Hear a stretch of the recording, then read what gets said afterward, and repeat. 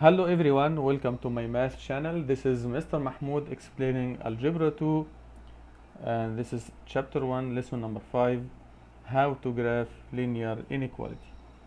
Let's start by this example, graph x minus 2y smaller than 4. How can we graph this inequality? Will it be a solid line or a dashed line? Where to shade the right area of solutions? Let's see how.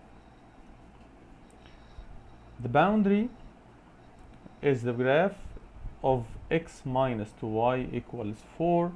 Since the inequality symbol is smaller than, is not smaller than or equal, just smaller than, so the boundary will be dashed, means dashed line.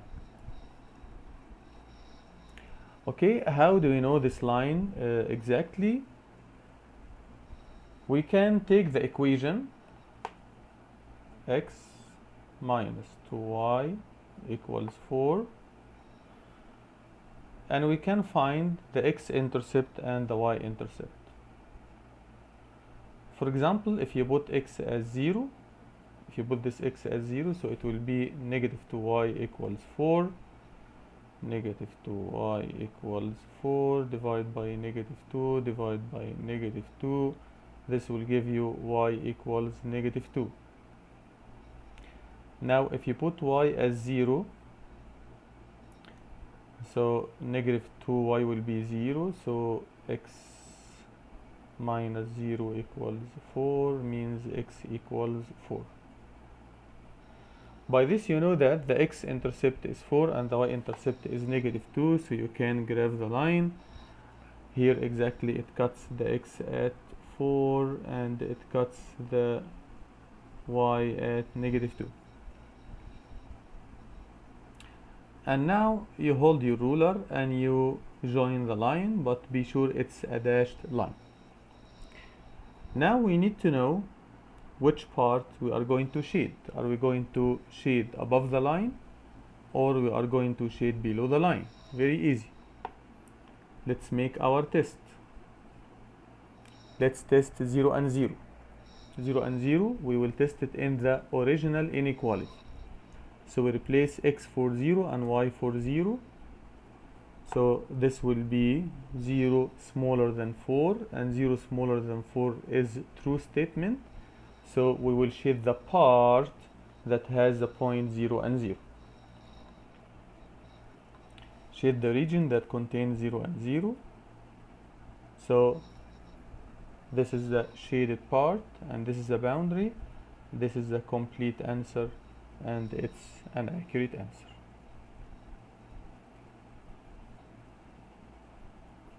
Now, which graph is the graph of 2x plus 5y greater than 10? Pause the video, try to solve, and you will find the solution will be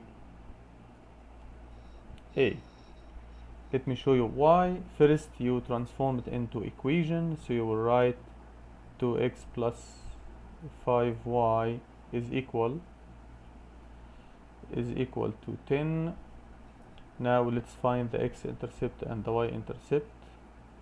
If we are asked to graph, of course the graphs here are ready, but what if I'm asking you to graph? So let's put x as 0, so this one is vanished. Divide by 5 will give you 2. So let's put y as 0, this one is vanished. Divide by 2 will give you here 5. So it has x-intercept at 5 and y-intercept at 2, and it's a dashed line because we have here greater than, we don't have or equal sign, so it's a dashed line. So we cancel the C and we cancel the D because they are solid lines. We have here dashed line, so the shading, is it above or below? Let's test 0 and 0. Check 0 and 0 in the original inequality. So 2 times 0 plus 5 times 0, is it greater than 10? 2 times 0, 0, plus 5 times 0, 0, plus 0, 0. 0 is greater than 10. Of course, this is false. 0 is not greater than 10. So we are not going to shade the part that has 0 and 0, we will shade the other part. That's why the choice is A. Moving on.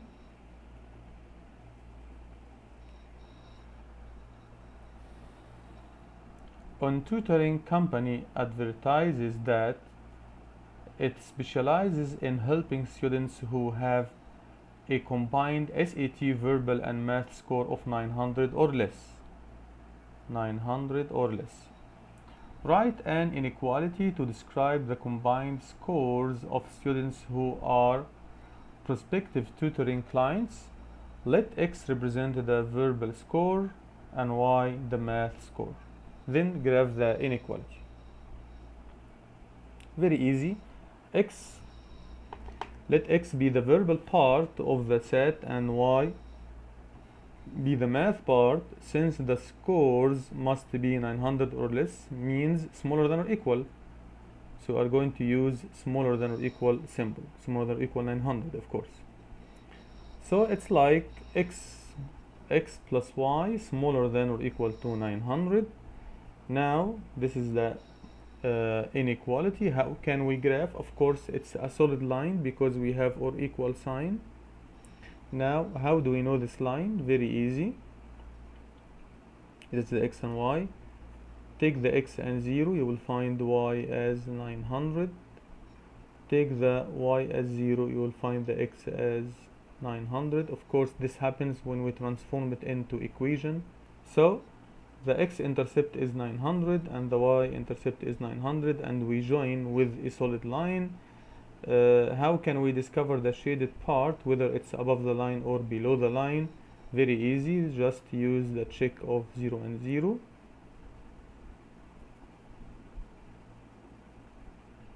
Replace the x with 0 and the y with 0, so 0 plus 0 will give you 0, and 0 is really smaller than or equal to 900, so we will shade the part towards 0 and 0.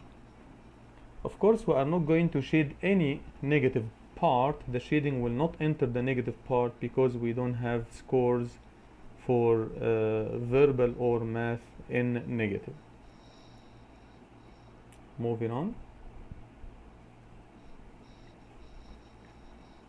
Does a student with verbal score of 480 and a math score of 410 fit the tutoring company's guidelines? If we look at the graph, you will find the point 480 and 410 is in the shaded region, so it satisfies the inequality. 480 and 410 will be, this is 400, 600, 500, so 480 is nearly here and 410 is nearly here, so this is the point and it lies in the shaded region. Another method, that if you add them according to the inequality, x plus y should be smaller than or equal to 900, it will satisfy the inequality. Let's try. I will put here 480 plus 410, and my question, is it smaller than or equal to 900? Of course this is 890 and it is smaller than or equal to 900, so it satisfies the original inequality. That's why we can say the point 480 and 410 is in the shaded region.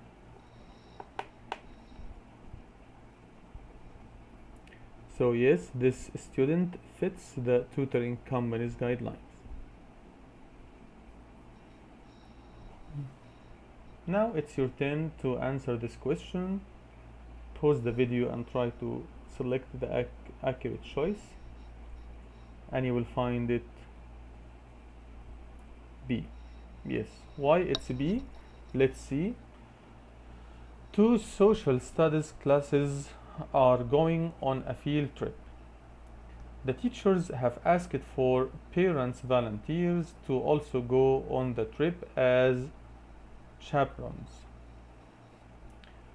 However, there is only enough seating for 60 people, means 60 or less. We cannot exceed 60. We can be 60 or less. on the bus.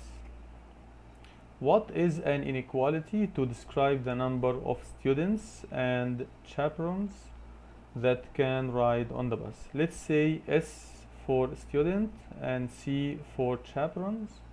So the number of students S plus the number of chaperones C must be smaller than or equal to 60, because this is the maximum number of seats we have. So maybe 60 or less. That's why B is the accurate choice.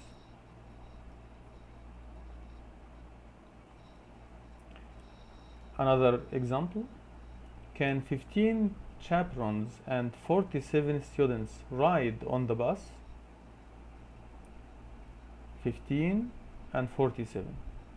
A or B? Yes or no? The accurate choice is B. No. The point 15 and 47 lies outside the shaded region. 15 and 47 will be outside. Why? This is 10, 20, so the 15 is here and the 47 is about here, so it really lies outside. Or you can go back to the equation S, the inequality S plus C should be smaller than or equal to 60, and let's substitute with the two numbers 15 plus 47, and our question, is it smaller or equal to 60? Of course, you know 15 and 47 is 62, and it's not. So 62 is not smaller or equal to 60. That's why the point is not in the shaded region. So the accurate choice is B.